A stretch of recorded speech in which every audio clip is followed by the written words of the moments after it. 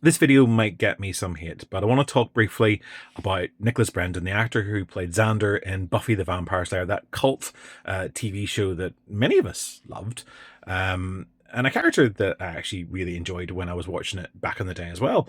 Brendan died last night at the age of 54 of natural causes, apparently. And there have been a lot of tributes paid today, including by most of his supporting cast and most of his fellow cast members on Buffy the Vampire Slayer. There have been lots of obituaries about him, most of which have made very, very fleeting references to his legal difficulties in the past.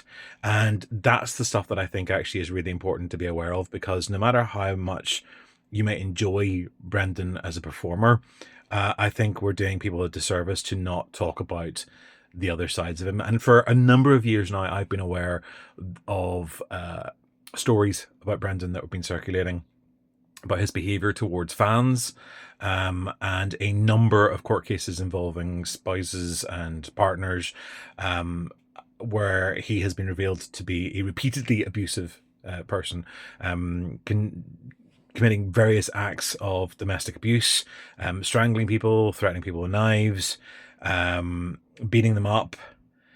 Really, I mean, I'm not going to go into it in this video, but if you're at all interested, I would recommend a few minutes online. It won't take you very long to find reports from his various court cases, and there is some compelling evidence from partners, none of which is easy reading. There's also been a Facebook group up for a number of years that basically talks about fan experiences and partner experiences with Nicholas at events, none of which is particularly positive either. I think what he does is he exemplifies this kind of person who, as a performer, portrays a certain kind of character, and a lot of people confuse the character that he plays with him as an individual human being. And the reality that is that as a human being, he was somebody who took advantage of people, who preyed on vulnerabilities, who manipulated people for his own advantage. And the problem is, I mean, obviously for his colleagues who have come out and posted their tributes to him, their experiences of working with him have been positive, and I'm not denying that that is possible. His family obviously are quite upset about it, and I mean, in their post noting his death, I mean, they've said that recently he's found his passion in painting and art, and some of that's very good. I had a look at it; it's quite good. He says he was passionate, sensitive, and endlessly driven to create. Those who truly knew him understood that his art was one of the purest reflections of who he was. Again, kind of, and they've asked for privacy. I mean, they're ignoring again all the other side of things, and there are people who've had positive experiences on dealing with them. And the problem with people like this, the problem with dealing with abusers generally, is that they are quite capable of being both abusive and pleasant depending on who you are.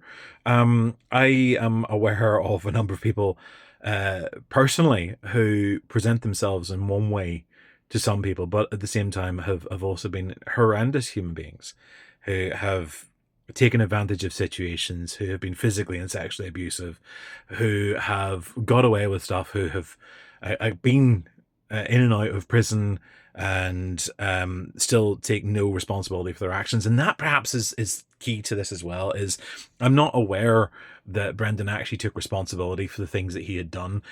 Constantly there are excuses made for relapses or not taking medication or whatever. And addiction is complicated, and I'm not going to besmirch anyone who's living with that or has lived with it. Because and there is hope there.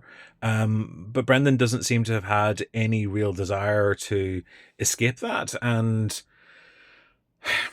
I don't know him personally, but my impression from all the stuff, I mean, there was another court case filed just a couple of weeks ago, where he had been harassing somebody else who was doing work for him.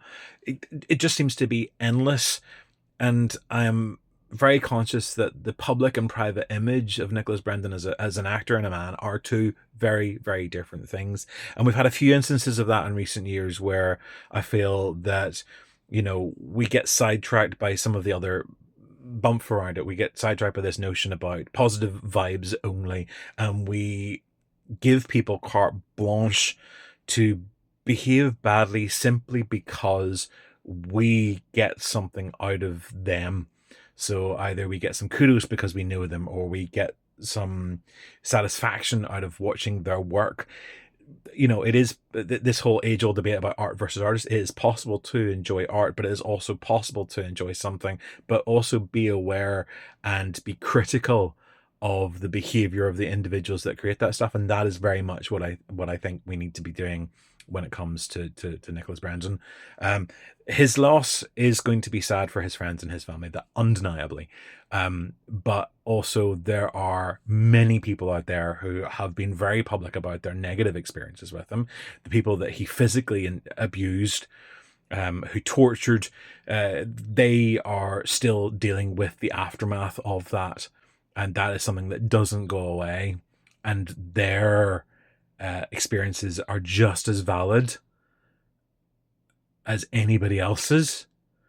And nobody has the right to behave like that to anyone, and there has been a lot of that with him. So look, if you've been hit at all by this news today, if you're sad for Nicholas, or you liked his work, I mean, like, by all means, like, let me know. But I think we also have to have the conversation about abusive people and how we turn a blind eye whenever it's someone that we care about, and how we address that going forward. I'm Robert J. Simpson. Do follow me for more pop culture conversations. See you soon.